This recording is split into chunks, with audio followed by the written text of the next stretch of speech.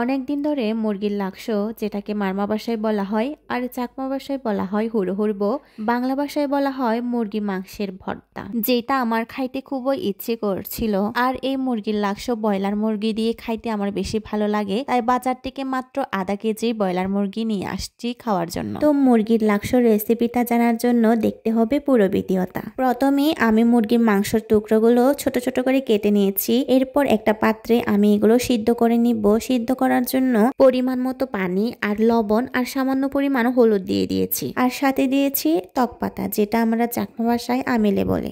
আর যদি আমিলে পাতা মানে টক পাতা না থাকে, তাইলে আপনারা এখানে চালতা ব্যবহার করতে পারেন। মুরগির মাংসগুলো অনেকক্ষণ সিদ্ধ করে নিতে হবে, যাতে মাংসগুলো ভালো করে সিদ্ধ হয়ে যায়। এরপর যখন সিদ্ধ হয়ে আসবে, আমি এগুলো একটা পাত্রে তুলে নিচ্ছি। এরপর পাহাড়িদের চাষ করা ধান্য মরিচ আমি সিদ্ধ করে নিচ্ছি। সিদ্ধ হয়ে আসলে আমি এটা বেটে নিব। তার সাথে দিব পরিমাণ মতো আদা আর রসুন। বাটা শেষ হলে আমি এটা এক সাইডে তুলে রাখবো। এরপর সিদ্ধ করা মুরগির মাংসগুলো আমি আবার হাত দিয়ে ছোট ছোট করে কেটে নিব।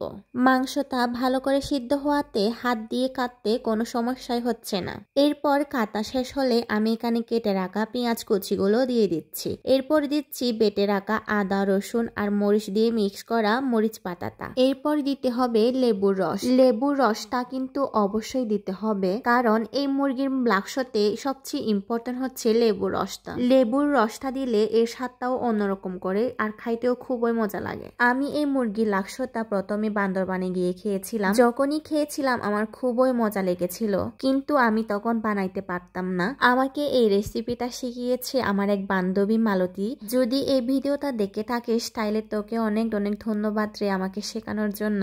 আর এই তো মুরগির লাকসটা বানানো শেষ। এখন খেয়ে দেখবো কেমন হয়েছে। মুরগির লাকসর সাথে রয়েছে ছোট মাছ আর সাথে কর্মী শাক। তো মুরগির লাকসটা কিন্তু অনেক মজা হয়েছে, নিজে বানিয়েছি বলে বলছি না। অন্তত একবার হলেও আপনি বাসায় বানিয়ে খেয়ে দেখিয়েন, দেখবেন আপনারও ভালো লেগেছে। তো আজকের ভিডিওটা এ পর্যন্ত। সবাই সুস্থ থাকেন, ভালো থাকেন, আর ভিডিওটা ভালো লাগলে লাইক কমেন্ট শেয়ার করে দিয়েন। Tata, bye bye and take care.